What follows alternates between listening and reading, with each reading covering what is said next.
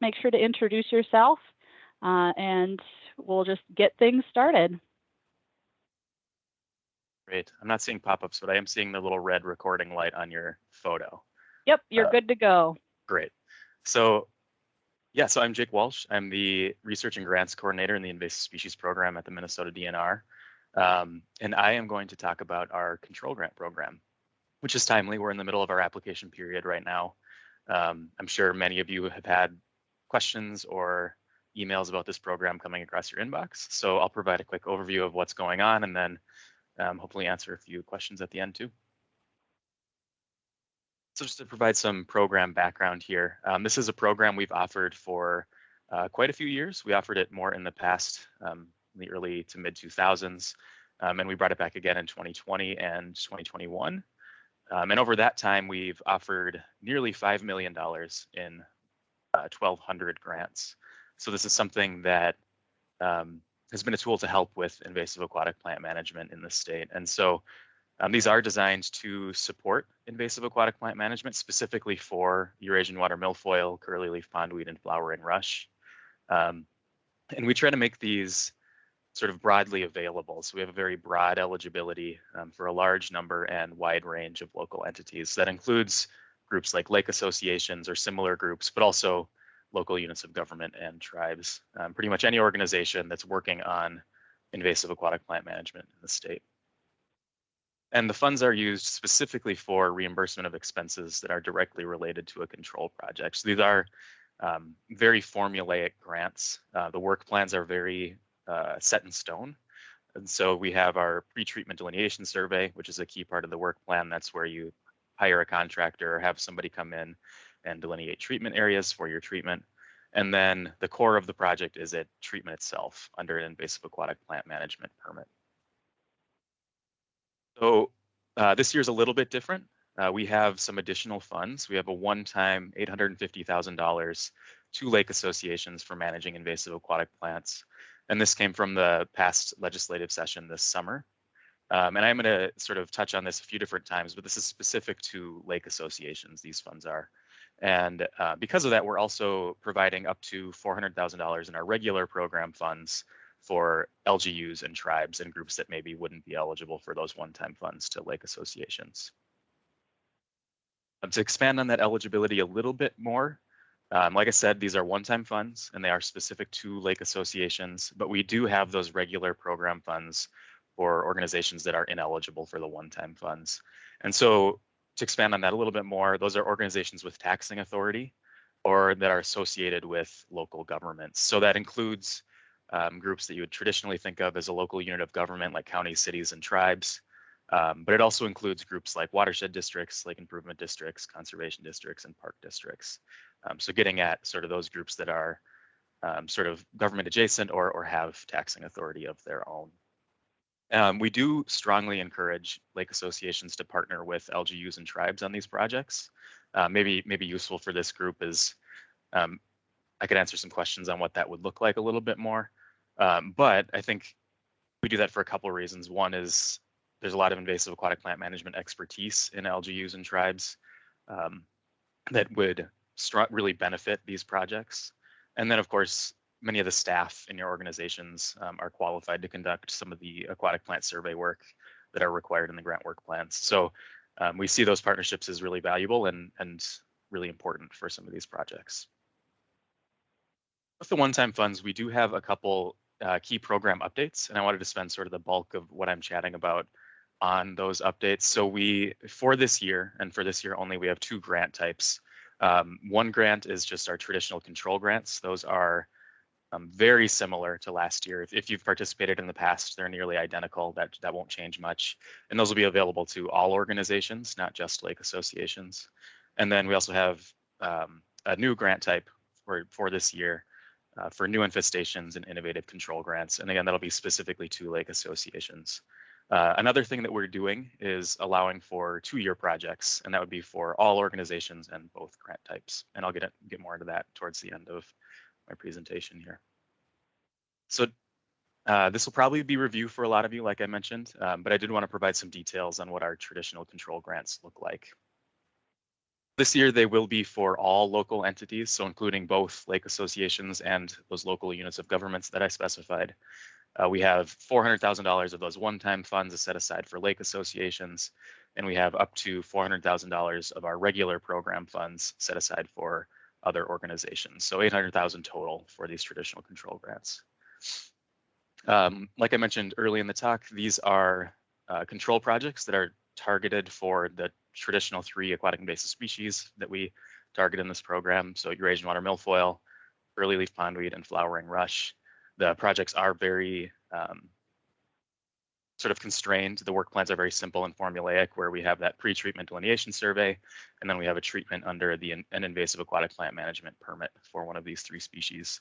One thing I do want to keep highlighting is that all on-time and complete applications will be randomly ordered for selection. So in the past, there was sort of a first come first serve review process for this. We didn't do that last year.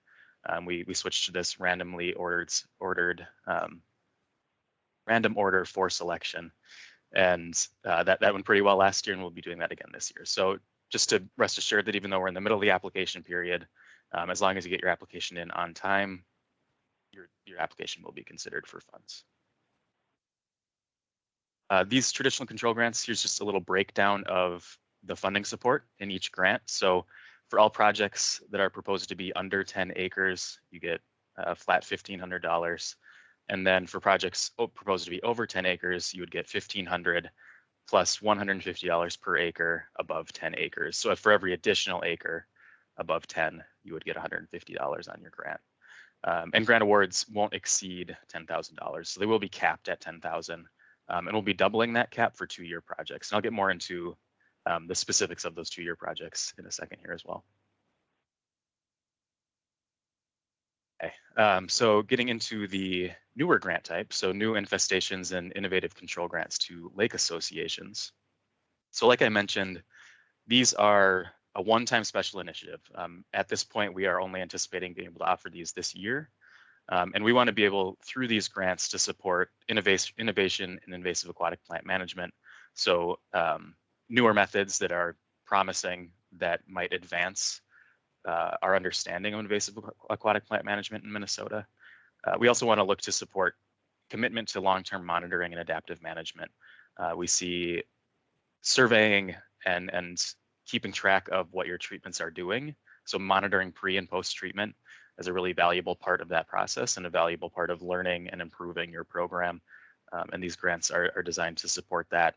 And then also we want to make sure that we're supporting organizations that are managing new infestations. We've learned a lot through our program that these are often organizations that were formed because of a new infestation. So a lake association is formed because milfoil is detected in their lake for the first time. And they're often new to invasive aquatic plant management. We want to make sure that these grants can support that and get them plugged into invasive aquatic plant management expertise in the state. And so, like I've said a few times, these are specifically for lake associations. We have $450,000 of those one-time funds set aside for these grants. And they support a traditional control project, so the pre-treatment delineation and the treatment itself, but also additional standardized monitoring. And because of that, we provide additional funds for treatment and additional funds for monitoring as well. And then also, we are able to offer these grants to a slightly larger range of species. So we have our 3 traditional species, and then also starry stonewort and yellow iris as well. So I've talked a lot about how the eligibility for these grants is specific to lake associations. So you do need to be a lake association, but then you also must meet at least one of these criteria. And you don't need to meet all of them, just one of them, to get at sort of how we've designed these funds for supporting different activities in the state. And so the first that you could be eligible through is targeting a species infestation that was discovered within the past 2 years. So dealing with a new infestation, and I have that defined since January 1st of 2020. Another criteria that could allow you to be eligible for these grants is that the project is a part of a DNR approved lake vegetation management plan, which you would know if you are a part of that at this point. Or, and this is probably where a lot of groups will fall, the applicant must have at least 1 year of aquatic plant community point intercept survey data from the past, and also describe how the project is innovative and or adaptive. And there will be areas in the application where you can expand on sort of the innovative and adaptive nature of your project. And so I anticipate a lot of groups, a lot of lake associations falling into this third category, though we obviously have received applications for the first two as well. Funding breakdown for these grants, again, there's that support for a pretreatment delineation. We have 1,000 set aside for that. The treatment support itself depends on the method that you're proposing in these grants. So for more traditional pesticide control or larger scale mechanical harvest, that'll be $400 per acre of proposed treatment. And then for maybe more expensive mechanical control like hand pulling or diver assisted suction harvesting, we are offering $1,000 per acre of proposed treatment. Just recognizing that those are often very effective and selective in some cases, but also more expensive. And then, like I mentioned, there is additional funding for pre, post, and 1 year after treatment surveys. So we have $4,000 set aside for those. And these are through a standardized point intercept survey monitoring method. And we will work with grantees on developing a monitoring plan to make sure that they're meeting the requirements that we need to make sure that these data are standardized so we can use them in the future and we can use them statewide. We're really excited to learn about the projects going on in the state and to learn from the projects going on in the state. And grant awards here are capped at $25,000 or $50,000 for 2-year projects. Actually segues nicely into 2-year projects. So like I said, these are available to all organizations in both of these grant types that we're offering this year. And so all applicants can propose a second year of treatment. And the really key requirement here is that that treatment has to occur before July 1st of 2023. So in that second year, in 2023, projects that could occur before then would be good and eligible for these 2-year projects. So that could include curly-leaf pondweed, but there are also species that just won't fit this bill very well. So yellow iris, for example, flowers later in the season and treatments tend to happen later in the season. So yellow iris probably is not a good candidate for these 2-year projects because they won't get done before July 1st of 2023. We will be providing additional grant support for people proposing 2-year projects, and that would be through doubling the support for the delineation and the treatment, so the core control project, and then also doubling the maximum grant amount. And if you are awarded a 2-year project, you won't be eligible for a control grant in 2023. There's no catch here. We just don't want to be double funding projects. I think if you have a project where it's likely that 2 years of treatment would happen, and our specialists will help review that, I think that would be, it'd be worth applying for a 2-year project. There's no real downside to sort of having funding for both now and in 2023. Okay, so I'll end here on our program timeline. So we are now accepting applications. The application period opened up on January 21st. The deadline is coming up. It'll be 9 a.m. on Monday, February 21st. So that's in 11 days now. And then after the application period is wrapped up, we'll be reviewing and selecting applications in late February and early March. And then I will start getting in touch with award recipients about their grant awards in mid to late March. So hopefully lining up grants to be encumbered and ready to go by the time some of those early season curly leaf projects need to happen.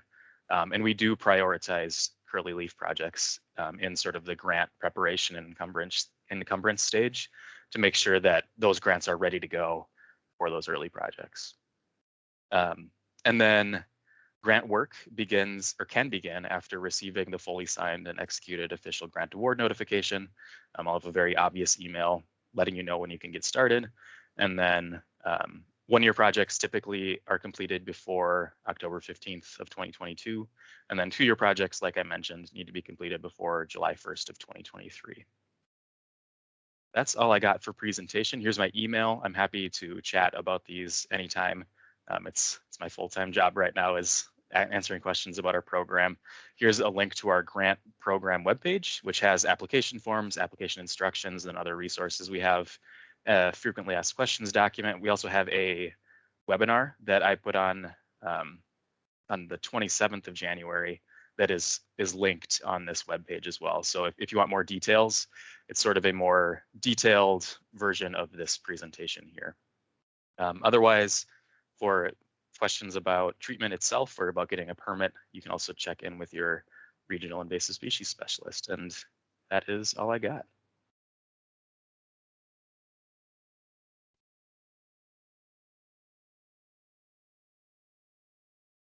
Thanks, Jake. Any questions about the control grant program for 2022?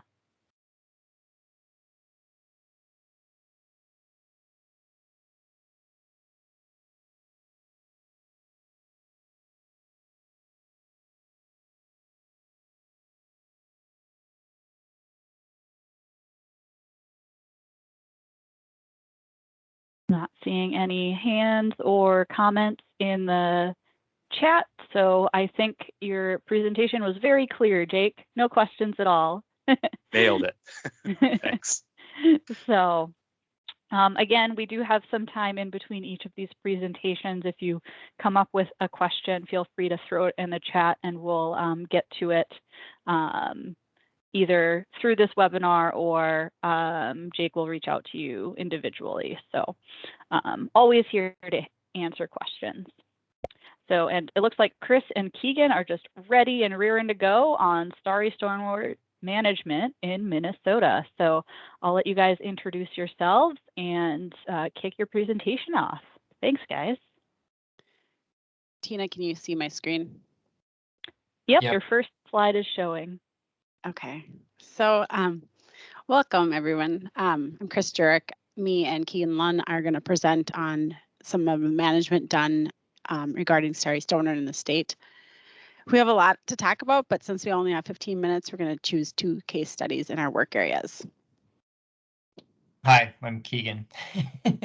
Hey Tina, will you tell me when to stop talking, by the way? I sure will. Thanks. We get really excited about this because we do this all the time. So anyhow, what's starry stormwater? This is probably a review for some of you. I really feel like you need to get out in the field and feel it and see it to really understand what it is. But it's a green algae found in the plant kingdom. It has whorls of branchlets, which is not diagnostic. And I'll show you the next slide why that's not a good feature to look at. One thing you hear from people, oh, it has a smooth stem, and it does, and that means it has no stiploids, cortification, or spine cells. So if you see Cara on the bottom, it would be my left side microscopic view. Those are the roughness that you feel when you feel Cara. That's what I'm talking about with cortification. It also has, so that smooth stem, that's the same as like your native stonewort. So that's not also a good characteristic to look for, but some things to tease these species out when you're in the field. Only male Antheridium are found in the US. That means it reproduces by fragmentation and bulbils. The internodes are long. That's basically the stem between the whorls. It's making it a more robust looking algae or plant in the water column. And of course, those star-shaped bulbils. Some of the native Caras have more of an oval bulbil. This is what I mean. Whorls are not diagnostic of starry stormwater. Both Cara and Nitella are lookalikes, and it's because they both have those whorls around the their stem.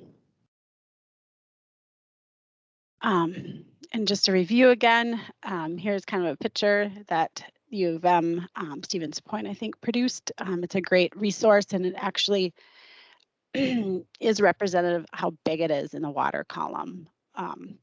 One thing to look at is the branchlets have one or more bract. So on the bottom of the screen, that's what I mean with a bract. It's like an uneven fork is what I look for with starry stormwater when I'm in the field. Native stoneworts have more even bracts, looking bracts, I should say. So I'm going to jump into this. We've done quite a few different type of management projects in Minnesota to date. Starry stormwater was first discovered in 2015 in Lake Coronis. Since then, it has been located in 7 counties and 18 lakes. We've tried suction dredging both in Turtle Lake and Rice Lake. DASH, which is diver assisted suction harvesting in Westlake Sylvia. Copper applications are probably the cheapest and easiest method to implement. We've done copper and hand pulling combinations, copper and mechanical harvesting combinations, and hand removal. Quite a few of these lakes, there's no management, and that is also a good thing to track. So I'm going to highlight a case study I'm working on with both Blue Water Science and Pleasant Lake Association in Wright County. This was the first lake that they did a combination of hand pulling and copper. And basically their lake association is so active. They have Blue Water Science come out monthly to do a visual survey of the area, hand pull any starry store found, and then they follow up with a copper application with lake restoration. This is a small scale management effort, less than an acre. Actually, it's about 0.5 acres in terms of area of infestation. And I actually discovered this just snorkeling around the axis one day at work, and I stumbled across this. So it ended up being a very good rapid response project. It was found nowhere else in the lake at that time. So over the years, we're going into our 4th year. The DNR has been monitoring this project to measure the success. We've did your typical point intercept survey within the management area and a reference plot. This tool hasn't been the most best tool to use with sparse populations because the detection level is too low. As you can see, less than 5% of the management area had starry stonewort, and now up until present day, which would have been August, their trace amounts of starry have been found. So a very successful management project here.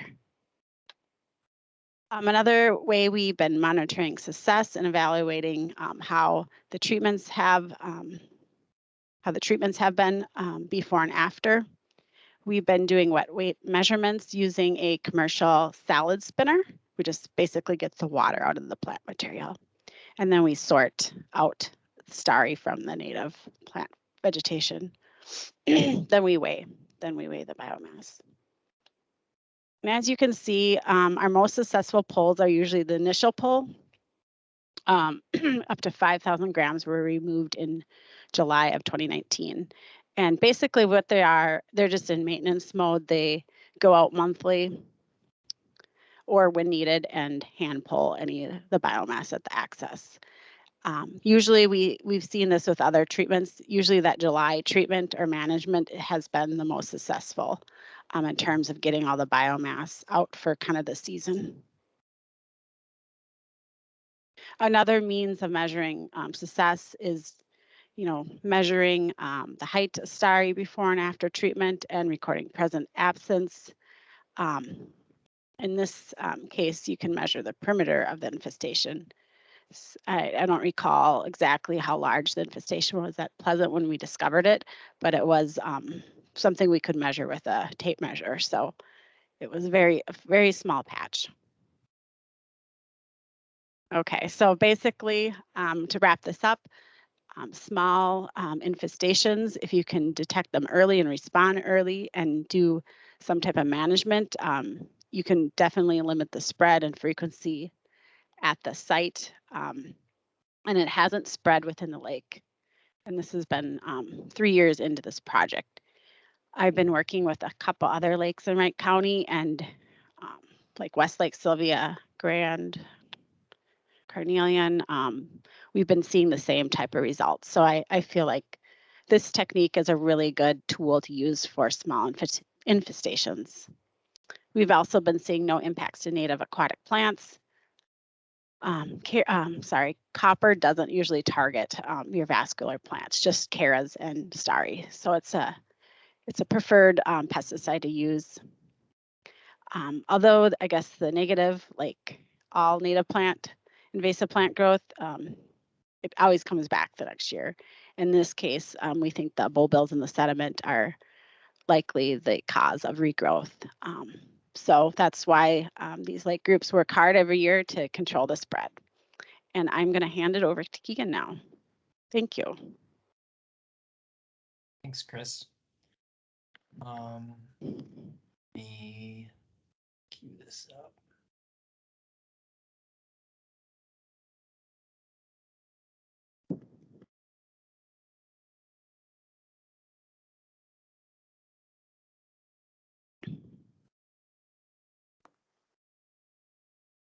And of course, my computer froze.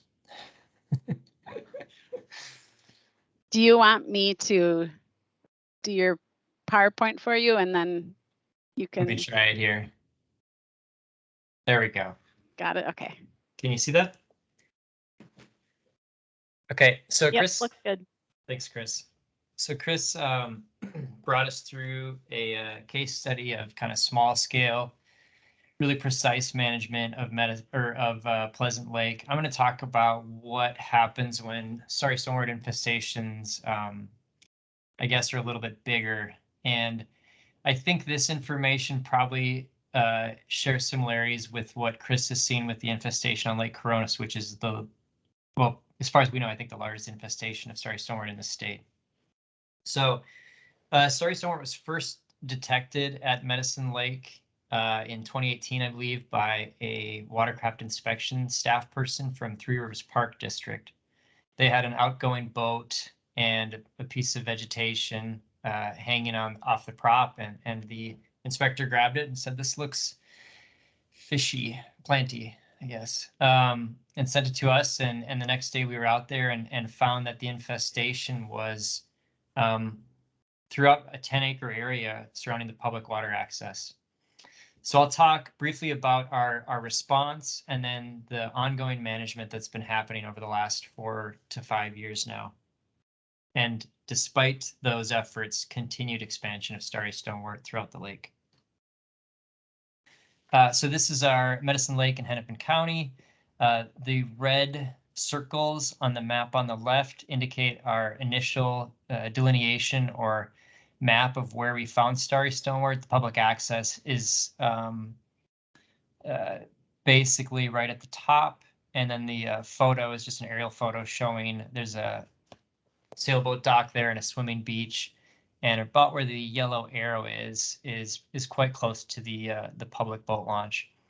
What's interesting about this is Three Rivers Park District has annual plant monitoring of this lake, and they have for probably decades. And their plant monitoring occurs generally in June and July, and starry stonewort has a very late season growth pattern.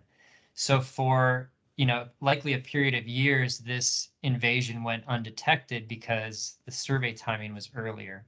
So it's a tricky plant to find in that it really grows aggressively later in the season, unlike most of our native aquatic plants. So our goals of, I guess, this eradication effort were to reduce the risk of spread to other water bodies. So far, that has been successful. Knock on wood. This is the only starry stonewort infestation in my work area, which is the metro area. And then second goal is to provide nuisance relief annually. And so to make sure that recreationists can use this area, sailboats, people swimming, boating throughout this area can still access it. When we first got out there, the majority of the water column around the sailboats there that you see in the photo was occupied. So about 4 feet of water fully occupied by starry stonewort. And then the last goal was to experiment with trying to find CET is concentration exposure time. So the right dosage and exposure to be used to control starry stonewort. The treatment plan was to treat starry stonewort every 2 weeks. That's what the copper label allows for. And it was a copper sulfate treatment and hydrothol 191, which is a contact herbicide. And for the past 4 to 5 years, we've done basically 3 to 4 treatments at approximately $2,000 a treatment, and then monitoring after each treatment. And we've found overall that these treatments are really effective at reducing starry stonewort plant height, but as Chris had mentioned, the bulbils are so dense and so vast in the sediment that the plants just come back every year. I think over time, what we are seeing through aggressive algicide treatments or herbicide treatments is that we are seeing an overall probably reduction in density of starry stonewort. Unfortunately, it's starting to spread in different areas. So these visuals here just show basically a monitoring method that we used, which was, a U-channel post with the ruler basically zip tied to it, and we would measure plant height reductions throughout treatments. So the last photo on the right basically shows the last monitoring event when starry stonewort's gone, but it's not gone, it's in the sediment. This graph real briefly basically walks you through that reduction in plant height. So you're going from, basically 60% of the water column to 80% of the water column occupied to basically a free water column, in the sense that the starry stonewort has all been burned down by the algicide throughout those treatments. And the numbers on the top basically talk about an average of how much starry stonewort you're raking up. So you're still detecting starry stonewort at the end of these treatments, but it's at really low levels. I want to make sure we have some time for questions, which I think we will. I mentioned that our efforts are successful at, so far we haven't seen spread of starry stonewort throughout the metro or any other lakes in the metro. But we are seeing expansion in Medicine Lake. So the map on the right just shows some of the new, I guess, hotspots, we'll call them, of starry stonewort being found.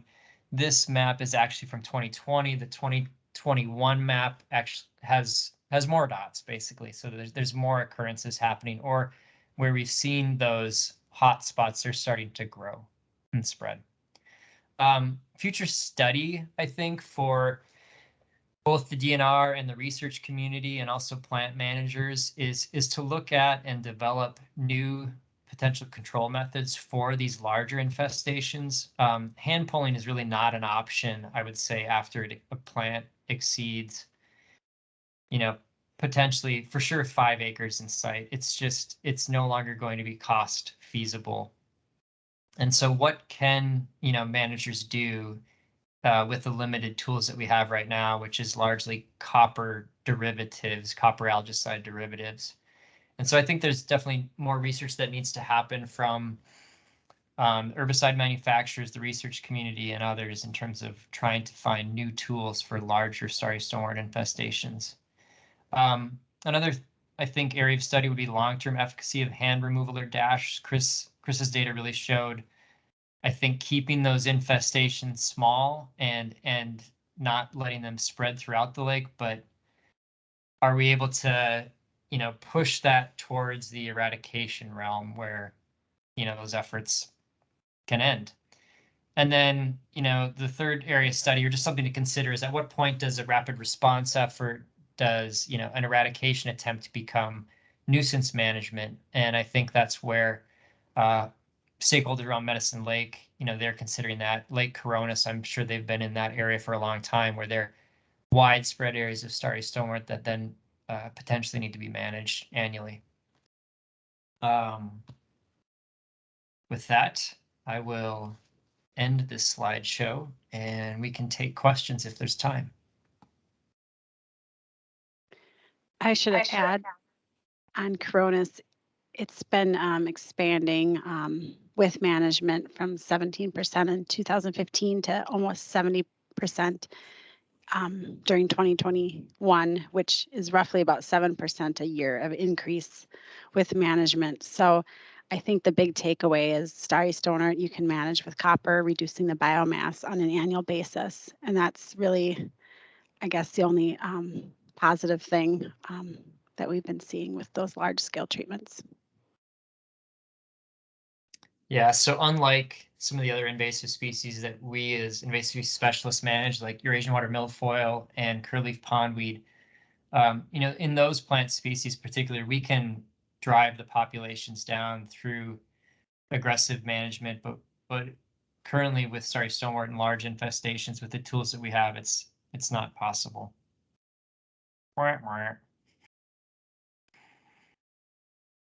We do have a couple questions coming in on the chat here. Who is bearing the costs of treatments on Medicine Lake? Three Rivers Park District is paying the majority of those costs. It may switch eventually to the Lake Association, but I think 2022 Three Rivers Parks, which is a large park district in the metro, I think they're planning to still cover those costs. Thanks. And have there been any records of new or small introductions being eradicated? Chris? No. Short answer. Yeah. It's an unfortunate short answer. Not yet, right? What do you think the Not chances yet. are at Pleasant Lake? I think this froze, but I think I froze up. Pleasant and Westlake Sylvia, I think you can go back every August, September, and maybe find a handful of starry. Same with Grand. Yeah. That's as good as we can get, and that's pretty impressive because I don't think if we did anything, it would have spread. So I think, unfortunately, it's something those groups will have to be dealing with from now on out. So. And a follow-up to that, how many years of non-detection are required before DNR considers a population eradicated? We've said 5 years in the past for other species. For zebra mussels, I would think something similar. Yeah, we just milfoil as well. We just delisted a lake for milfoil after 5 years.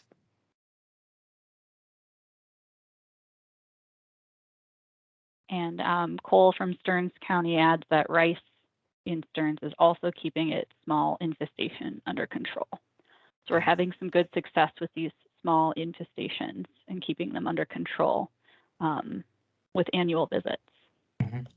Yeah, I think really important takeaways for stakeholders out there is that early detection with this species is definitely key. Monitoring efforts at public accesses in months when starry stonewort is commonly found, so July through September, is crucial to get ahead of this potential invasion. And we'll talk more about that statewide effort, Starry Trek, at an upcoming workshop in March. So, and Megan will be talking about that. So I see her smiling there. All right, any other starry stonewort questions?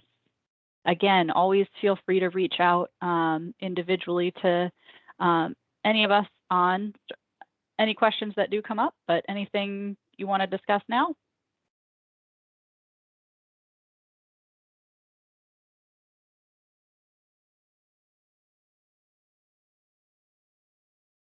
All right. Well, we're running right on time, so thank you. We'll move on to our next presenters here. I see Dan and Megan on to talk about golden clam.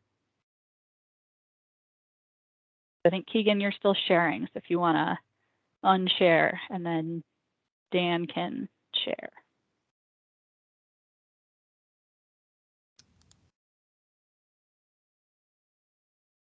Okay. Hi, everyone. Tina, how does that look on your end? Once you hit present, I think it'll look great. There you go. Yeah, Looking okay. great. Thanks, Dan. Great. Good afternoon, everyone. Dan Sabolka. I'm the Senior Water Resource Specialist with Sherburne Soil and Water Conservation District. In addition to watershed-based planning and local planning for our water resources, I also oversee the Sherburne County AIS prevention plan and efforts in respect to that. And with me today is Megan Weber. Megan, would you like to introduce yourself? Sure. I'm Megan Weber. I'm an extension educator at the University of Minnesota, and my focus area is aquatic invasive species. Great. So we are going to take the next 15 minutes and talk about a unique project that occurred here in Sherburne County related to Corbicula fluminea, which is otherwise known as golden clams.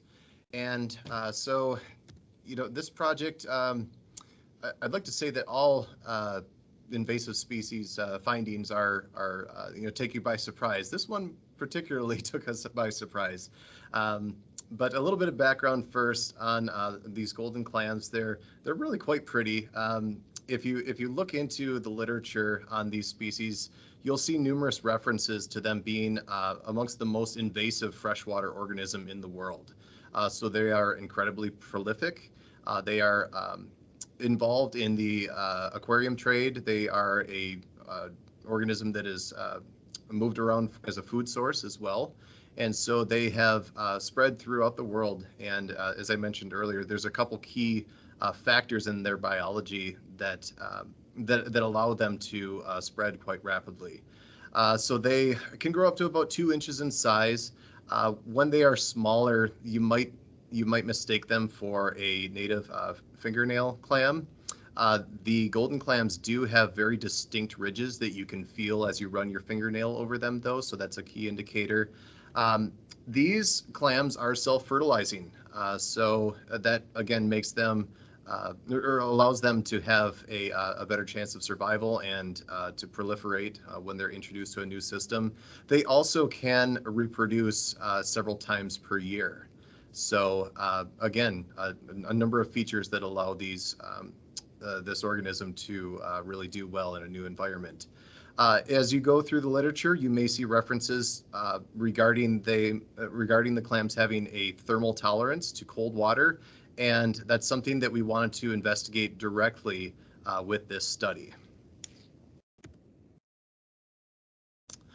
So here's a couple snapshots taken from journal articles regarding their distribution. So on the larger scale across the continental U.S., you'll see that based upon some environmental modeling of what conditions are appropriate for them that they can tolerate, the clams have infested a number of waterways in the southeastern portion of the continental U.S. And as you work your way westward and northward, where you get into colder environments, we see fewer occurrences. If you look locally at the state of Minnesota, you'll see that there are several occurrences of golden clams residing here. And one thing you'll notice on the map is that all of those occurrences are along river systems. So where they have been documented in Minnesota has been at a location where they have some kind of other factor that's controlling the temperature of the water there. So, for example, some kind of a water outfall where the temperature is elevated and there may not be freezing of the water there. That allows them to be able to persist throughout the winter months. So those were the previously known locations, were all locations in Minnesota that had some type of thermal regulation occurring. So these clams were discovered in Briggs Lake through Starry Trek, which is a program that Megan oversees, in August of 2020. And it was a pretty significant find. There's an incredible story behind it if you haven't seen it already. There's a 12-year-old emerging scientist, just a kid that's fascinated with science and all things creepy and crawly, who participated in the program and found these at the Briggs Lake Access. And it really wasn't on our radar. This was one of the last things I would have expected to find, but he brought it to our attention, and Megan and myself, we started talking about what does this finding mean? How can we learn more about this? Because we were finding numerous clams, but also numerous sizes as well.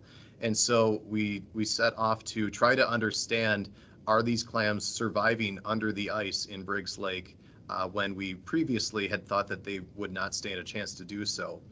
So Megan was able to access some funding through MACERC for a small-scale early response study, and I'll let her speak to that a little bit further on if she wants to. But we secured some funding for a year-long study to look into this infestation a little bit more closely. The plan was to visit Briggs Lake monthly throughout fall, winter 2020 into 2021, and visit the Briggs Lake location during the winter months. We brought an ice auger out, punched holes into the ice, and looked for the clams that way using a D net to scoop some of the sediment out. and sorted through that sediment to find occurrences of the clams. We also used a YSI multi-parameter probe to look at different water chemistry variables, such as temperature, a key factor, but also dissolved oxygen, pH, things of that nature. And so we documented how many clams we found, if they were alive or dead. We took into consideration those abiotic factors, and we also measured the clams to get an estimate of their size and documented that at each location. And we strive to hit 10 randomly selected samples at each visit. And I believe the results section is up next. Megan, that's you. Do you want to share your screen, or should I just navigate the slides for you? I'm fine with just keeping it on yours if you don't mind. Okay, great. Cool. Okay, so yeah, so going into kind of what we found after our well, near a year of monitoring on Briggs Lake. So in total, we recovered over 800 clams from the lake. So that would have been pulling clams in from December of 2020 through September of 2021. With monthly monitoring, plus we did a little bit of extra monitoring in September that I'll talk about here in a bit. But 70% of those were alive at the time that we recovered them. Oh, and you can go ahead and go to the next one. This is kind of a distribution of what we saw. So the white dots is just kind of the spots in that public access area that we were sampling from, and the yellow dots kind of show how many we were finding at those individual sites. So, you know, maybe some trends there. There's definitely some spots where there's lots of little circles, but we definitely found that as we kind of moved away from the public access, the substrate would change from a nice sandy substrate that is really hospitable to the clams to more kind of mucky, decaying organic matter, which isn't as great of habitat, and we just stopped finding them like as soon as we hit that kind of substrate. Okay, you can go to the next one. The other thing that we were noting was the temperature. So Dan mentioned that we were taking water temperatures kind of right at that sediment and water interface, so kind of right where the clams would be drawing water from. And it's hopefully as close as possible to kind of where they're sitting and what they're experiencing. And throughout the winter months, they were temperatures were regularly dropping below 2 degrees C, and that 2 degrees is kind of what had historically been in the literature as the low temperature threshold for the species. So certainly, I mean, in March, that's when kind of ice melt was happening, so there was some mixing going on, and it got to near zero. Those are all like 0.3 degrees C in March. So they got, it seems, plenty of exposure to temperatures below what had been that previous threshold. So you can kind of see here kind of the average low temperature across the holes that we found, high, and then like just a lump average of all of the holes. You can go ahead and go to the next one. The other thing that we did, so in the winter, kind of a period when the clams aren't growing, we lumped all of our sample data and created these size histograms to kind of see if we could see basically what had been spawning events, so like the groupings of sizes, and there looked to be kind of two, with maybe a couple of outliers around 20 millimeters, but kind of like two humps of in like that distribution. So presumably those would be kind of like two spawning events that have then been kind of growing behind. And then yeah, if you want to advance the slide, I think, Dan. So then what we noticed when we did this again, so I mentioned in September, so at the end of summer of 2021, we had gone in and we did a big sampling event to get like a few hundred or a couple hundred clams in to do this distribution again and to have enough clams to do that. And in the summer, we couldn't lump data because presumably they're growing, so that would kind of make the lumps merge together. So this is a single sampling event for that end of summer. And what we saw, you can go ahead one more, is what seems to be this new peak emerge. So that's the blue one. So you can kind of see that those first two lumps in winter seem to have shifted up higher. So those ones are growing, and here's this new size class that are coming in. So we're pretty sure that we're documenting that like real-time reproduction happening in Briggs Lake as well. So certainly this would look as though there's at least 3 size classes that are present in the lake as of now. Okay, we can go to the next one. Then the next piece was that right towards the end of this, in Big Lake, which is about a half-hour drive from Briggs Lake, there were live clams discovered during Starry Trek again. And Big Lake had reports a couple of years previous with dead clams, but even with some additional searches, live clams hadn't been recovered. So with those live clams having now been found during Starry Trek, we went back out there and found, really easily hundreds of dead clams there, but we also found 15 more live ones, and they were fairly well spread out. Big Lake has like this public boat launch, and then it has this big, long, wide swimming area. And we had found some all the way almost to the other end of the swimming area from where the public launch is for live clams. There's also regular treatments at Big Lake for swimmer's itch. They're using copper for swimmer's itch and some herbicide control to keep a sandy beach for the swimming area, which I'm sure is why in Big Lake it's just tons and tons and tons of dead shells compared to Briggs Lake, where there's not that treatment happening, and we have what seems to be a pretty healthy population of them. Okay, next slide. So I think this one is, yeah, here it comes. So the things that we're thinking of what it all seems to mean. So one is that we're seeing this reproduction happening, and we're seeing clams that seem to be doing just fine at these temperatures that are much lower than what they're supposed to be. So one of the key things that we think this means for kind of the next steps and what future research is that we really need to think more about how we're doing these maps that are predicting potential future spread. So early on when Dan had a slide up and there was kind of like the map had all the colors, all that blue was area that was not considered to be suitable habitat for the species, and Minnesota fell solidly in all blue. Yet we have this population doing well. Yeah. We're not seeing, and Dan, we're not seeing a slide right now, or at least my screen is just gray. Oh, mine, it was gray for a while and then the color popped up. It's just a picture of a boat and it says, what does it all mean? So you're not missing like any critical visuals if it's showing gray. But yeah, so that, like, I think that's one of the big things is to really think about how some of these forecasting models are made and where, like, what is suitable habitat.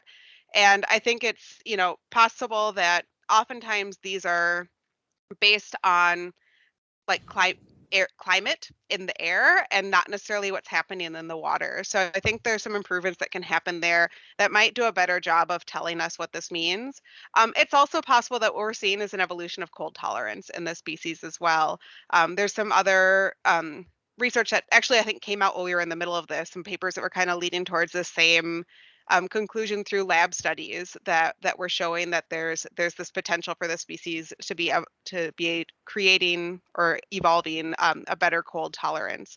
And I don't think we necessarily know what that means for Minnesota yet.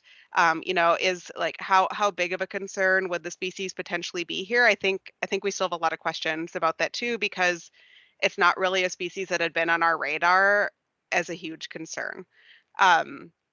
So I think I'll leave that there because the next slide is just the thanks for our funder through MACERC, and then Dan and I are the organizations that we work for. But I think that leaves us 5 minutes for questions. So I think I'll just stop talking and let questions come in. And we have one question in the chat already. Was there any sampling done between Rush and Julia where the flow happened? Yeah, Dan, that's the sand like, is that where we did that sandbar sampling? I'm trying to picture the map in my head and where that channel is. Yeah, so Briggs Chain is connected to upstream to Julia Lake and then downstream to Rush Lake. And I apologize, my phone's ringing. There was, we did put out a call to arms to the lake residents to take a look and see if they spot something, let us know. We had a couple leads that turned out to be native mussels or other things. So we did investigate a couple other areas. We've also increased our monitoring capacity through our volunteer programs to hit the other boat accesses. There are boat accesses on both Rush and Julia Lakes, and we have not found any clams at those locations to date. Thanks, Dan. And then what are the negative consequences of the golden clam infestation? Yeah, so in like warmer parts of the country where they've invaded, one of the biggest impacts is biofouling. Actually, that's an impact in Minnesota right now too. Like Xcel Energy and at their nuclear power plant at Prairie Island spends a pretty decent chunk of money controlling golden clam there. That's one of the spaces where they have this nice warm water outflow because of the cooling water that's coming out of the power plant. And it's kind of, I don't know, seems to be the cyclic issue where the cooling water is making this nice habitat, so then they're growing, and then the clams and the shells clog up intake systems. So that's one of the big issues for raw water users, like drinking water intake systems, irrigation, power plants. All of these raw water users run into some pretty significant biofouling problems. Um, Surprisingly, there's still a lot of work happening on some of the other impacts, but they're filter feeders similar to zebra mussels. So they're still taking out kind of that food web base that is really important for many of our native species as well. Thanks, Megan. And Doug, I see your hand is up. Feel free to ask your question. Yeah, thanks, Tina. Thanks, Megan. Yeah, you hit the nail right on the head. So I visited the forebay at the nuclear power plant back when it was Northern States Power, and was lowered to the floor of the forebay just behind where the trash racks remove real heavy material that's drawn in through the water intake. There was 18 inches. I would just want to give a perspective on how much of a biofoulant these are, even under controlled conditions. There was 18 inches of corbicula under my feet when we visited that forebay. And they have two forebays, and they do use non-oxidizing molluscicides to try to treat their water to both prohibit the introduction and spread of zebra mussels as well as corbicula within their system. So they're likely spending millions and millions of dollars for control of corbicula just at that one plant. We also have them here in the Duluth Superior Harbor, and they're located right next to where the outflow is for the wastewater treatment plant. Thanks. Thanks for those examples, Doug. Another question, any changes in inspection or decontamination for boat inspectors in regards to golden clam? Yeah, I don't think that you would have to do anything significantly different. They have a larval life stage similar to zebra mussels that's free floating. They don't spend as much time up in the water column as zebra mussels do, but the things that we do to prevent zebra mussels prevent that life stage. And then also, you know, like they live in the sediment. So we do a lot already to make sure that we're not transporting sediment like in an anchor, like that's gotten caught up in an anchor or anything like that. So I think the things that we do already are good for this species as well. Yeah, thanks, Dan. Clean, drain, dry still applies. All right, I see one more hand up here. Drew, go ahead. Thank you. Hey, Dan and Megan. This is Drew, Carver County. I froze up a little bit when you were presenting the distribution map there around the boat launch. And I was just wondering, you probably already mentioned this, but I didn't hear it. Was that clear evidence that this came through the boat launch, or were you seeing the same distribution coming from shallows of other areas around the lake?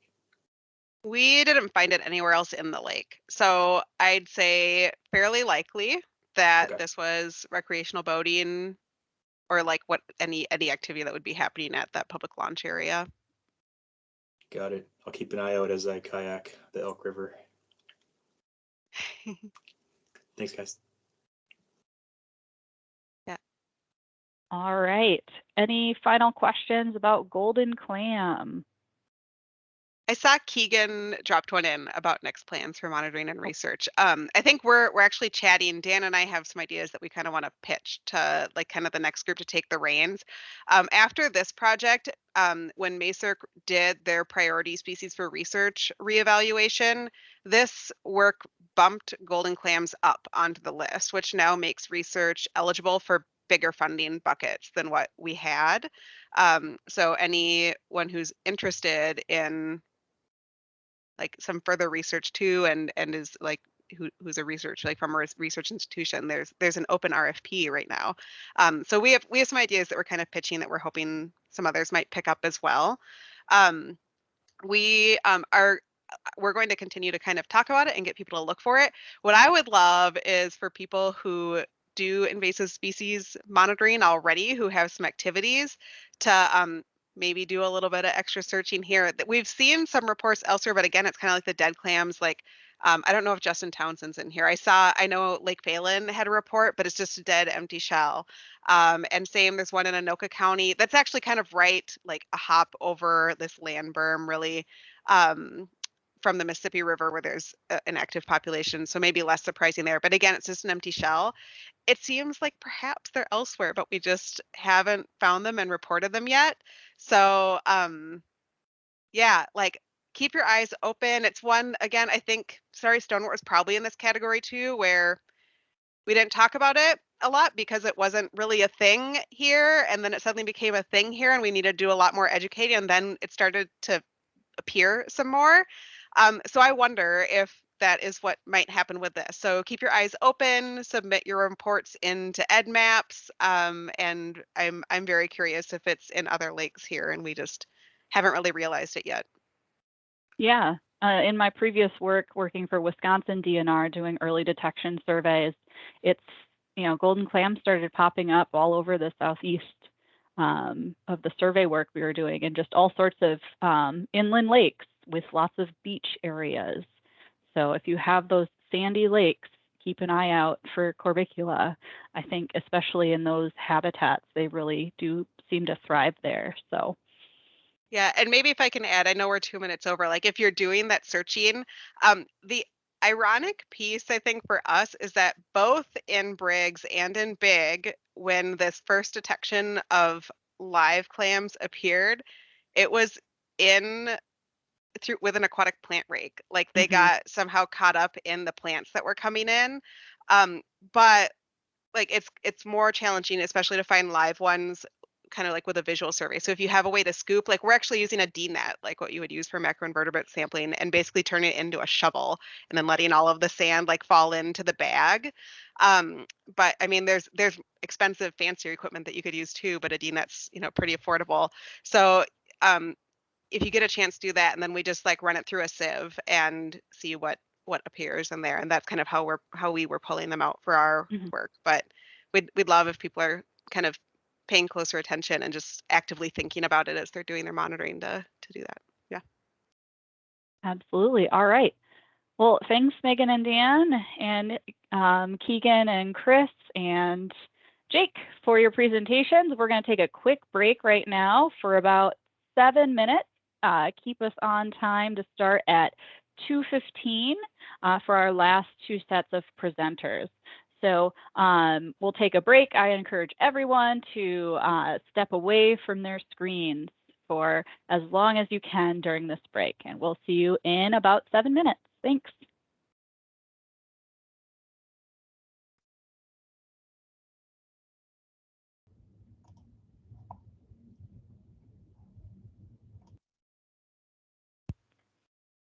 All right, I know that was a really quick break.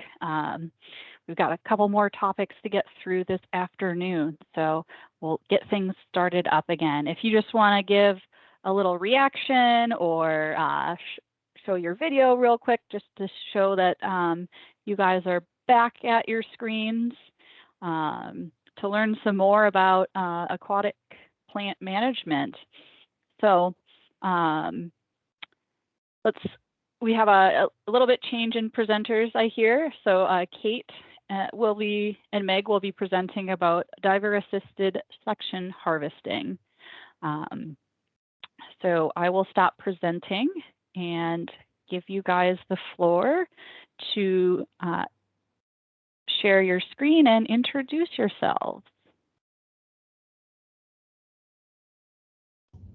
Hi, everybody. Just getting the share tray loaded up here.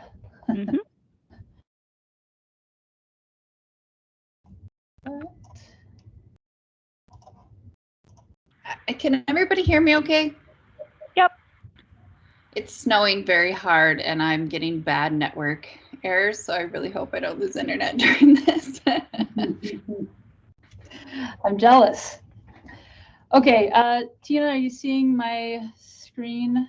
I'm seeing the presenter version. Darn it. Okay, Yeah. hold on. Okay, how's that? Yep, first slide's showing. Good, okay.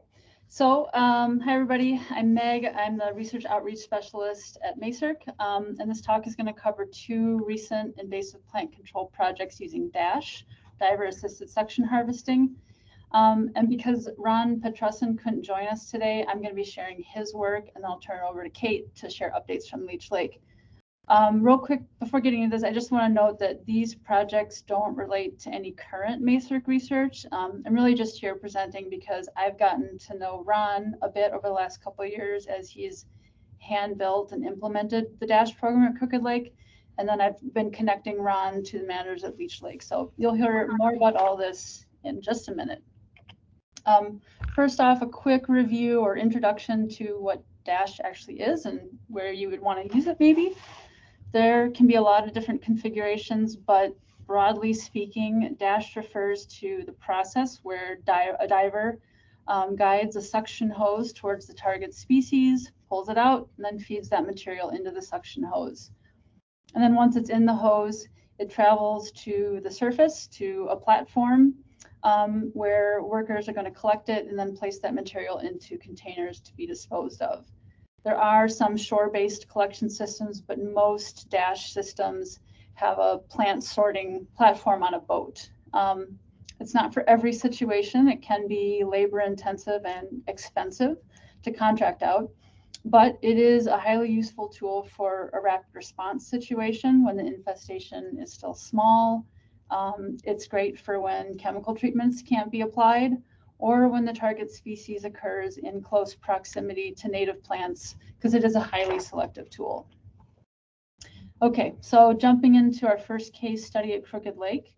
So Crooked Lake is just a little bit northwest of Mille Lacs. Eurasian water milfoil was found here in 2019. And once it was confirmed by the local AIS specialist, Tim Plude, the infestations were delineated and mapped. And the majority of the patches were here in Sugar Bay, which is that red polygon. The Lake Association folks did not want to use chemicals in the lake, but at the same time, the infestations were too small for mechanical harvesting and too big for hand removal. So they were exploring some other options, and in the process learned about DASH. They also learned that the options for contracting out DASH are few and far between, compared to all the lake management companies that offer other management services. According to Ron's research, he found that between both the US and Canada, there are less than 15 operators that use DASH, and there are none in Minnesota currently. So the association had to pursue kind of a DIY approach. This is a picture of Ron here. He lives on Crooked Lake and spearheaded and researched this effort and then built the platform basically from scratch. Because even if your group has funding to purchase a DASH system, you can't really just go and buy something. You can't buy DASH anywhere.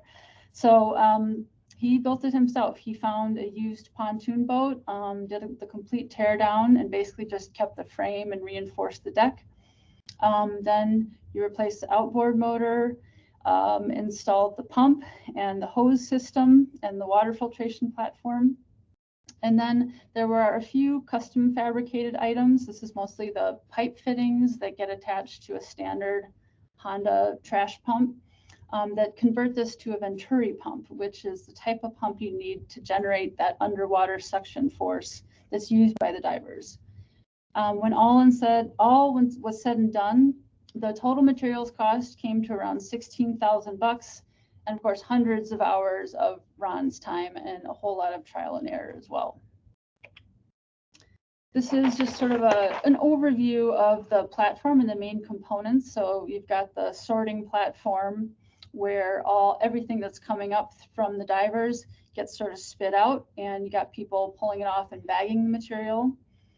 that pump that's called, the part that's labeled the foot rotates down, and that's the primary water intake source. And then that connects, of course, to the gas-powered pump.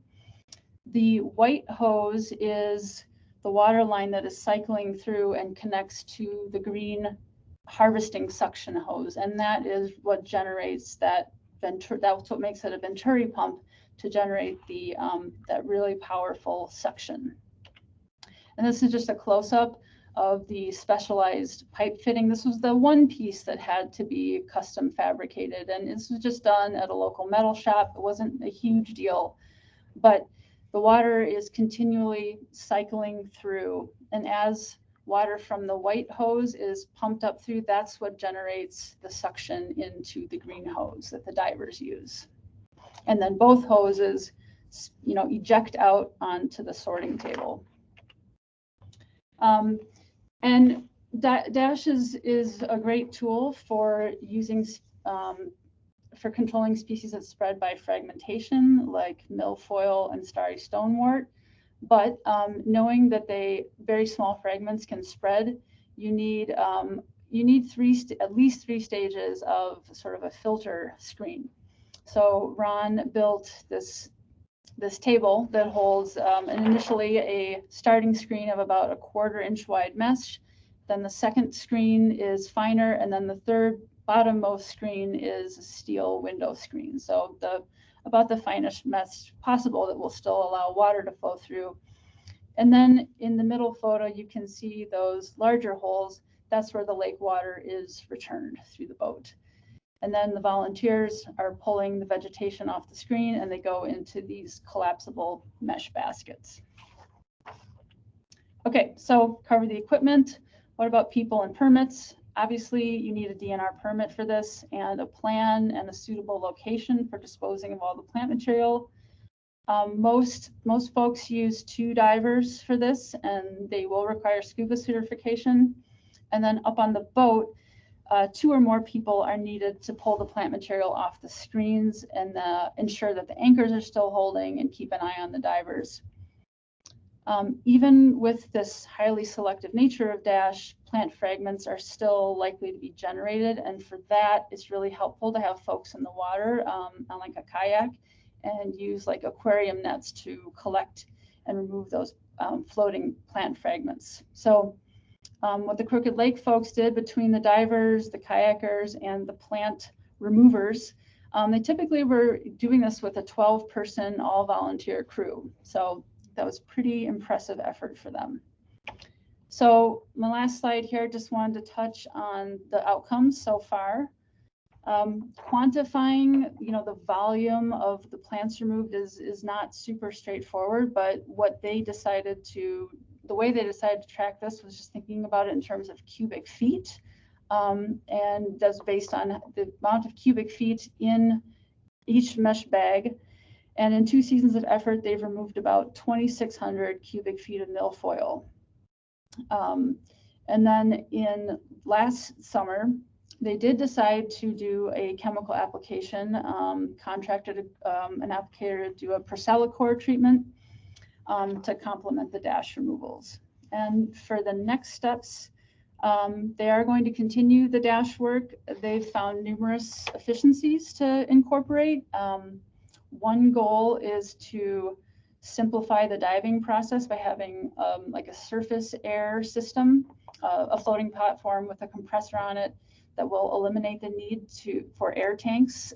Surprisingly, the need to refill tanks in a rural area like Crooked Lake was one of the most significant time and money sinks for the project. So if they have a surface air system, it won't require scuba divers. They also want to have an underwater communication system so that divers can communicate with folks on the boat quickly rather than have to resurface every time. And with this combined system of the underwater comms and surface air, that will largely broaden the base of potential volunteers to do the removal. They'll still need training and safety orientation, of course, but they won't need to be trained scuba divers. And then the other improvement is they're going to be purchasing a large a net, like a containment boom, to contain those fragments. So just like any other boom, floats on the top, weights on the bottom, and then that will eliminate the need for a large crew of kayakers. So, and before I turn over to Kate, I wanted to say that Ron wishes he could be here, and he is totally happy to provide guidance, copies of his plans, any expertise or support to other groups that want to think about constructing their own dash unit. And we have his email on the closing slide. So I will turn it over to you, Kate. I'm going to stop sharing.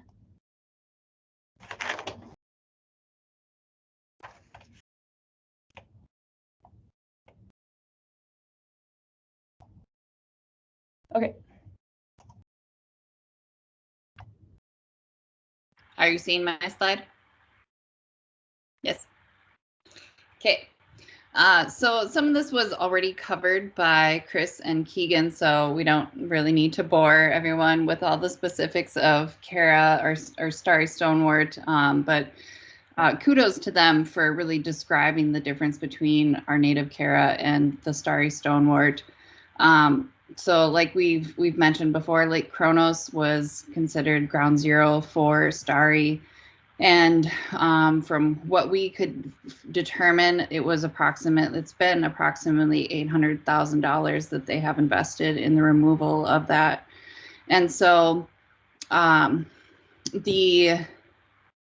through all those various treatments. And then let's see, my slide is not progressing. Did it move forward? Yes, we're at Discovery in Leech Lake. Okay, perfect. So the discovery of starry stonewort in Leech Lake was pretty devastating, considering the extent of the infestation that I will be showing you in the future slides. But it really came down to a lot of thinking about how we're going to plan this out in the future. So what happened it was around July 1st when waterfront restoration crews were out. They were hired to do vegetation removal. And if I remember correctly, they had found it and didn't realize that Leech Lake hadn't been listed yet. So this was a new infestation, and our staff, Raining White and Nicole Kovar and Dana Gutzman from the Cass County AIS program all went out to verify it. So by the end of August was about the time that Meg had connected us with Ron, and we were able to go out and visit his dash system and talk with him more about the success that he's had. And with the help of Mazurk and Cass County, we visited the resort owner where the infestation was found to talk about our options. So those are some of the specifics down on the bottom. The October 5th through October 8th is when we were finally able to get dash crews out. They came from Wisconsin, and they were able to get 82 cubic feet of starry stonewort removed, which was about 27 hours of underwater time. Just an overview too of, now that Leech Lake is discovered to have starry.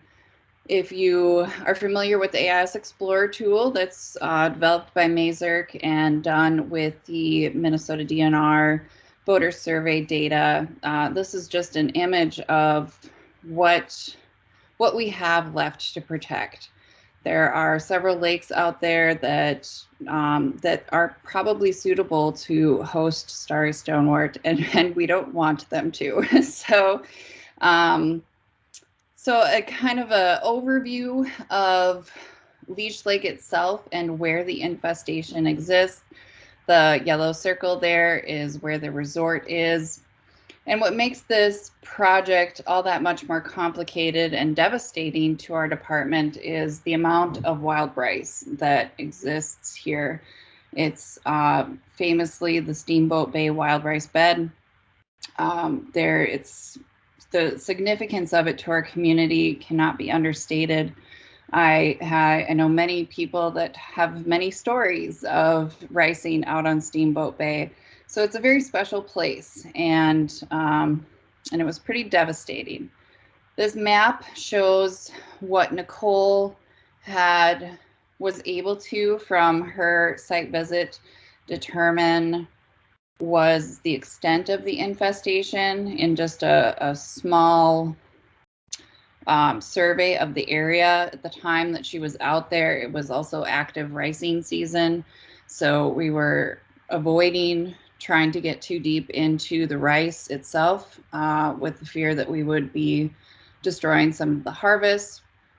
And as everybody probably remembers, it was a pretty droughty year last year, so the picture on the right really shows how much the pillows were actually coming out and exposed from the low water levels. So it was pretty considerable. So as Meg had mentioned, DASH is what we're looking at as our most effective tool at this point. Given that it's within a wild rice bed, we have a strict pesticide, herbicide ordinance signed by our leadership that we don't use chemicals for terrestrial or aquatic invasive species. And we have in the past, we've made exceptions for certain circumstances, but because this was within a wild rice bed, it's not something that my leadership is willing to consider as an option. We're leaning more towards hoping to see how effective DASH can be as a treatment tool. So what some of the other speakers talked about too is the fact that that the bulbils on starry stonewort are resistant to chemicals, and that's kind of, I think, a big point to make, and how we hope that over time, with continued treatments, our staff will be able to kind of hand sift through the sediment, which is what our contractor ended up doing because they were out there so late in the season.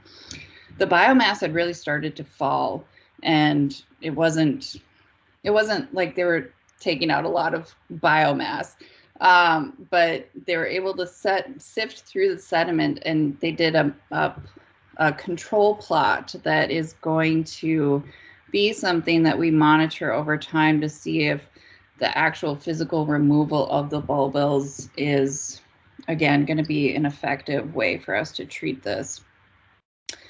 And again, looking at the long-term management for this, it was $11,337 to have the contractor come out with us for 4 days. That was part of the Minnesota DNR Rapid Response Funds, so thank you, DNR.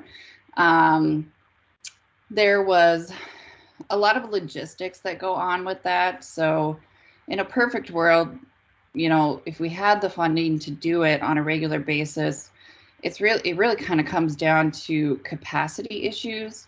It was a lot of work for us to just try and get this set up to have people get here and to be coming from a different state. There's a lot of moving parts where it just makes more sense for us to have this system available for us to be used on a regular basis. So it's our goal that we'll have 3 treatments done per year, June, July, and August, kind of keeping eyes on the ground, making sure that we're timing our treatments effectively, depending on the phenology of the lake and what's actually going on out there. And yeah, so there's a lot of benefits to it that we feel is going to be the best thing for us. And that's another slide to just kind of, I'm getting ahead of myself on the benefits side of that, but moving forward, we are in the process. We were awarded a grant to purchase the DASH. Our team has already completed their scuba certification. The assessment of the population out on these rice beds, as you can see from some of the photos that are in the slides, it's questionable about how far it goes out there. And there's a lot of logistics to be figured out. I think on the report they provided, the max depth at the time was only 4 feet, and that was only in just a couple of the areas that they were in within the channel. So then once you get further out into the deeper vegetation, it's going to be even more shallow. So there's a lot that we have to talk about and figure out as far as setting up monitoring plots and what that's going to look like. But so that's going to be our spring plans. And then we can start doing the implementation of it. We also discovered another infestation up in the Mississippi River area, again at a resort. And Rainey, again, was the first person to make the discovery. So it's another hope of ours that is a smaller infestation, and there might be a better chance for us to get to a point where it would almost be considered eradication. Of course, we've talked about what that means and how we're going to get there, but so we want to use our experience in the coming years to show whether or not this is effective and provide that science for the rest of us all out there trying to fight the good fight. And it's also really good timing for us because we're also going to be working with Donna Perleyberg to do a native Caris study on Leech Lake. And actually there's several lakes throughout the state that we're going to be trying to identify some of those more rare Caris species and hopefully preserve them before starry stonewort can take over their habitat. So that's kind of the gist of everything for me. So I can move to the end slide for our contact information and if anybody has any questions. And I got a bad network message again. Hopefully I didn't cut out from you guys. Nope, we're still hearing you, Kate. So thank you very much to you and to Meg for that information on DASH. Any questions? Oh, I see one from Chris already. How many acres of starry stonewort on Leech? We don't know at this time. Like we said, well, the one map showed what Nicole was able to determine, but it's just so hard to navigate through the wild rice. Meg and Ranjan came out, and after we talked to the resort owners, I took my first attempt at trying to push through a wild rice bed and nearly dumped us like 3 times. But so it's going to be a challenge. It really is. It's similar to a challenge of having cattail infestations within our wild rice or lily pads. You know, there's a lot to try to navigate with that. So I'm sorry I don't have a more specific answer. There's some work to do, I think, is what that comes down to. So thank you, Kate. I think this it is maybe if Wendy or other specialists are on and know this, the DNR has stated that DASH is considered to be a form of suction dredging, which is not allowed in Minnesota. Are there any plans in the works to legalize DASH in Minnesota? Well, I can speak to that. This is Wendy. Thanks, Wendy. Yep, you bet. So so what's illegal under Minnesota rule is dredging. So removing sediment in any way for aquatic plant control.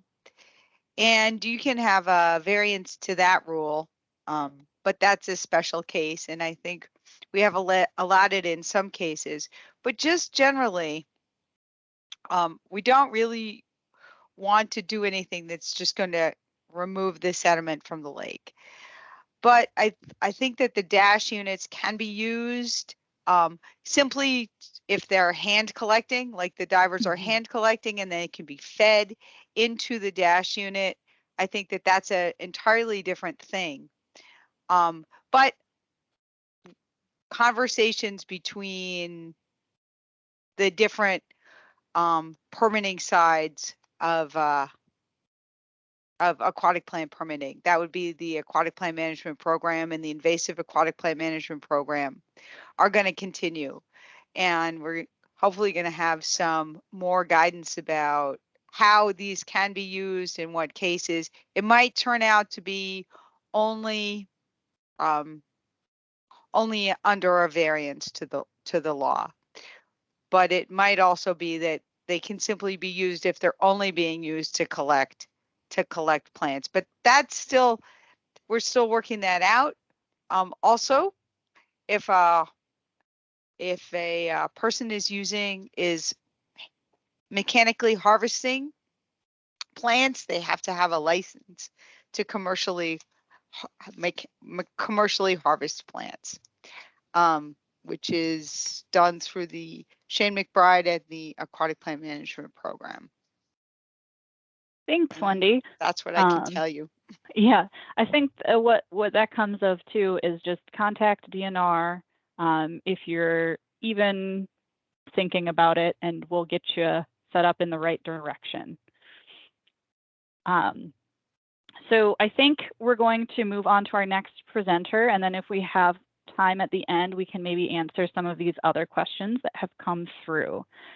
So Kate, you can stop sharing your screen and we'll move on to our last presenters, which are Wendy and Julia. So there you go, Julia, your presentation showing up. First slide is there.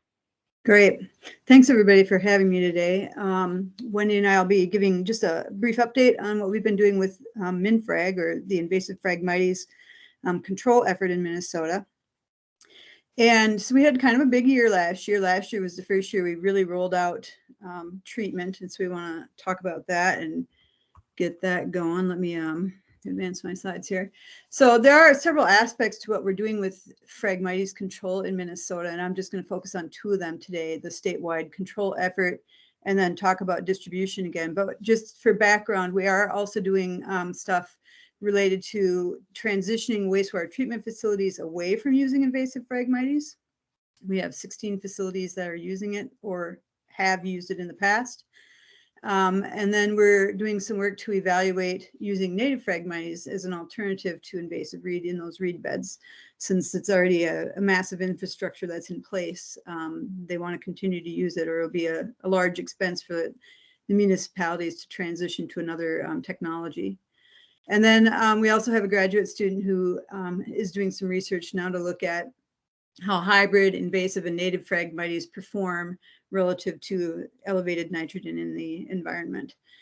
She's actually just harvested her data, or her plants, and we'll be analyzing her data coming up pretty quick here. So this is what a map of the distribution looks like right now in Minnesota. We have 926 populations, actually a couple more now. I just verified another one today. Back in September 2019, when we were in the figuring out the status of invasive Phragmites in Minnesota, we only had 435 verified populations. So that number has continued to grow. And in particular, I'd say most of the growth came in the metro area along the interstates. So that's where we're seeing a lot of that increase, but outstate as well, we're finding some populations, you know, largely adjacent to where we already knew there were some populations, which is typical with invasive species. And then we had one kind of random one that was in a county that was kind of removed from other populations. So it'll pay to continue to monitor throughout the state just to make sure we don't miss anything. But in 2021, then we treated about 75% of the populations, or those populations had been treated previously and no longer needed treatment. So we don't consider them, we're calling them kind of eliminated or eradicated, but we know that they won't be really eliminated or eradicated until they've been monitored for 3 to 5 years, and we don't see any additional growth. We did have one that had a population in Anoka County that had not needed treatment for a couple of years, but then there were a couple of stems found in that location this year. So that ongoing monitoring will be very important to make sure that we get adequate control. And here's a little bit of a zoom in then, looking at that cluster of populations that were around the metro area. So this is generally kind of showing the 7-county metro area where there are 388 populations. So that's a significant percentage of the 920 some populations that we're aware of. Chisago County has 192. A lot of those are concentrated around the lakes in Chisago County, but a lot of them are out in the landscape as well. And Chisago County is one area where we have the largest known population as well. So we'll be trying to get, we're still working on getting permissions to do those treatments, but we'll hopefully be tackling those in 2022. And in Wright County, they have quite a concentration as well. Wright County happens to have 4 wastewater treatment facilities that we're using invasive Phragmites, so that kind of accounts for their population, the number of populations there. Chisago County has a wastewater treatment facility as well. And then Isani County is working with the metro people to do control as well. They've got a nice coalition of people working together there, and they have 24 populations. And just a quick note, it spreads in multiple ways. So everybody thinks of, seeds being one of the ways that invasive species will spread. And it was actually thought that Phragmites did not spread by seed.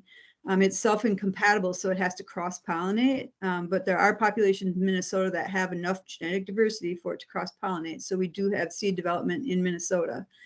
But it also spreads by rhizomes, which are the underground horizontal stems, stolons, which are the above ground horizontal stems, as in the upper right picture there.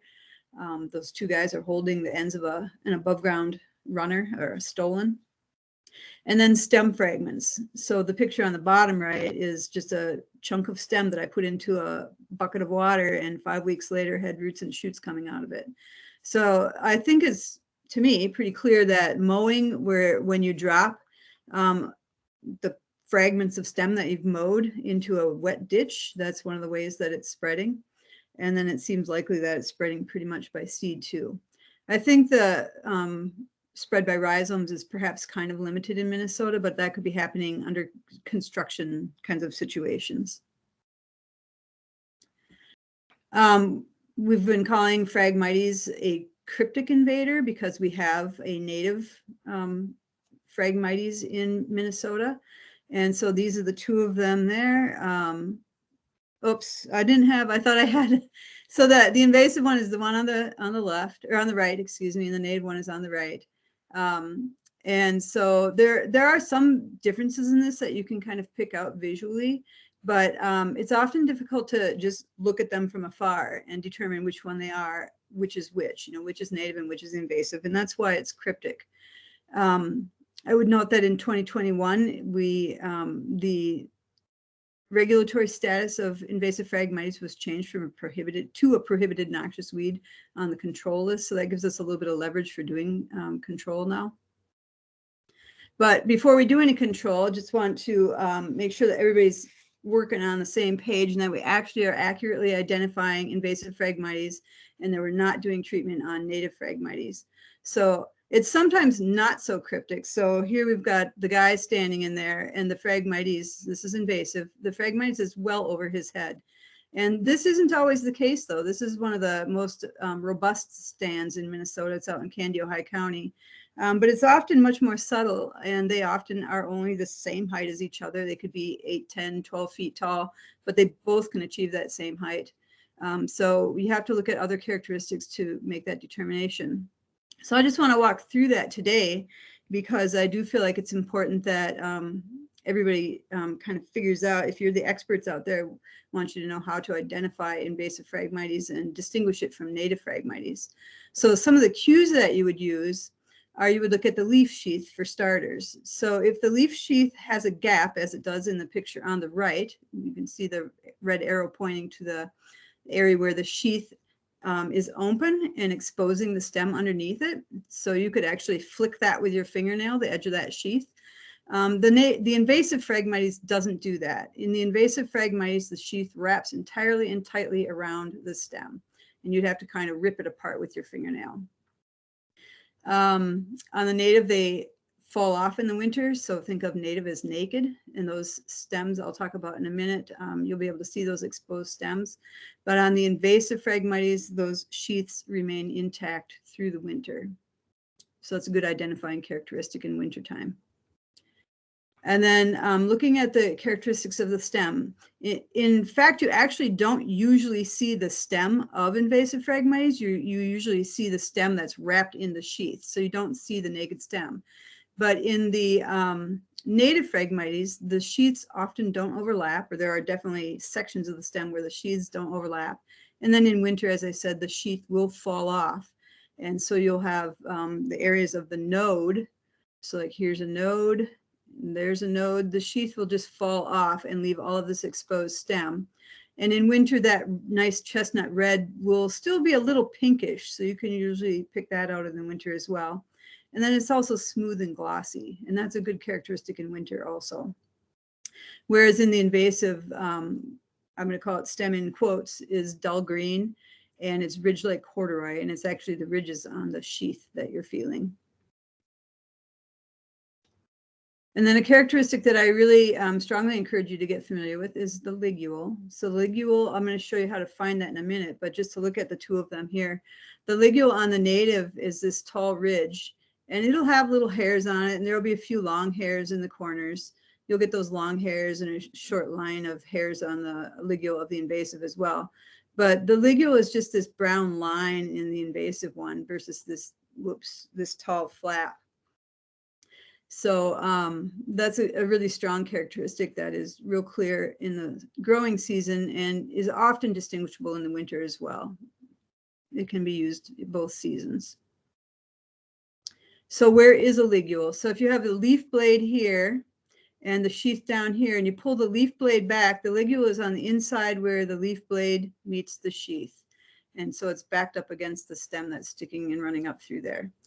And so here you can see we've pulled the leaf blade back, exposing the ligule. And in this one, I can see it's that tall upright tissue. And so that is a native Phragmites. And so if you're out scouting around and you find a suspect population of Phragmites, I'd love it if you'd report it and then submit several photos with it, including a photo that looks like this, where you're showing me the ligule of the plant. And if you use 3 of them together, it focuses a little better. Either that or put them against your palm or against your leg or something, some other surface, so that you can get it to focus nicely on these ligules. And then when you submit that to EdMaps, then I can verify those populations.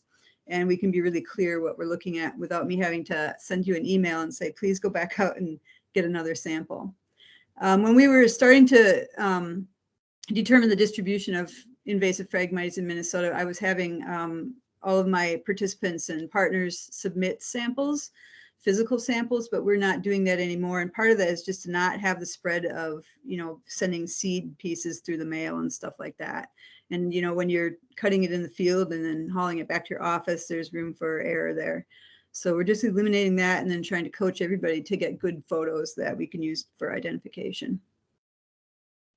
And then put it in EdMaps. You've used EdMaps, so it'll give us the coordinates. You can put those images right in there, the habitat, the size of the population, all of that good information that you'd include on in your app. And so that's generally what I wanted to cover, but Wendy is going to just give us a quick update on the funding situation for our ongoing Phragmites work. Yes. So thanks, Julia. Julia's been coordinating with county people all over the state to get these sites treated. And what we're doing, what we're able to do with the DNR is we have 2 grants from GLRI for the statewide control of non-native Phragmites, particularly focused on small areas of the state where there's limited populations. But we have more than enough funding really to treat all of it. Part of it is just capacity to actually have people out there on the ground doing the work, and we're continually working to build that capacity. We do have funding that runs all the way through December of 2023. At least we could probably extend some of those grants, and we may be able to provide some of that funding to counties to do non-native Phragmites treatment in your area through joint powers agreement So if you have any interest in or capacity to sort of manage some of that treatment, please contact me and I can work on getting that money in some sort of an agreement with the county. And my email is up on the last slide, Wendy Crowell at state.mn.us. And that's really what I wanted to say. It's, I mean, I feel like we're just getting on top of it. Part of the funding that we have also goes to help pay for Julia's coordination, which is a huge thing. So she's also a very good resource, as you see.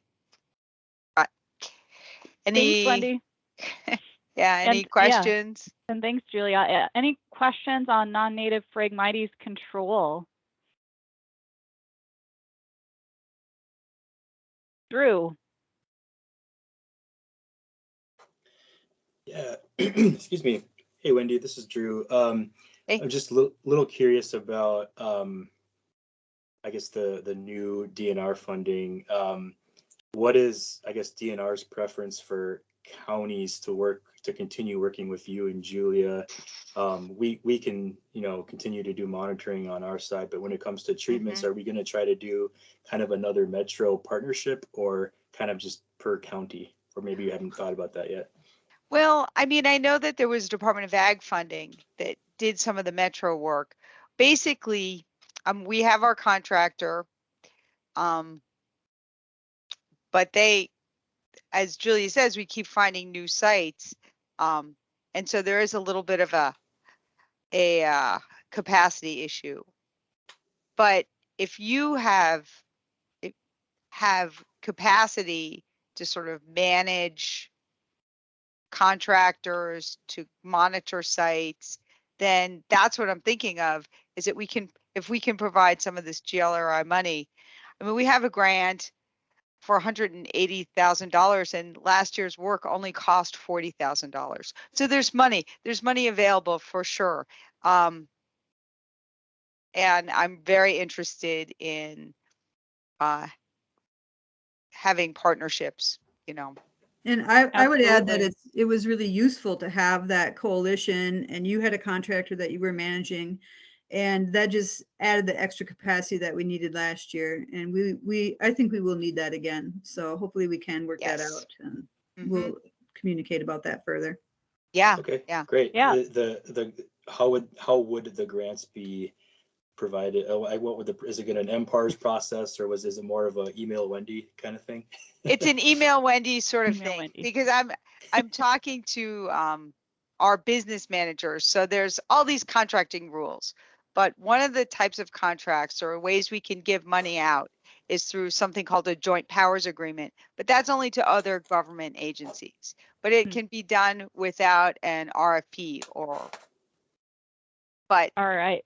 talk. Gotcha. Yep. Call me. Yep. So Call Wendy so if you have glad you're questions or want interested. some money Yes. for non-native Phragmites control. So Yes. it's 3:00. So I want to thank all of our presenters for presenting all of this really interesting and engaging information. And I'm sure a lot of you still have lots of questions for them. So feel free to reach out.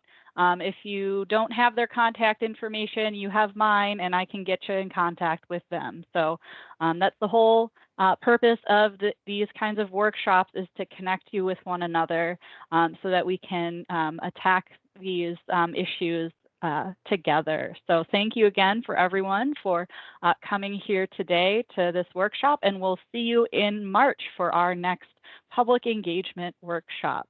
So thank you again, and have a great afternoon.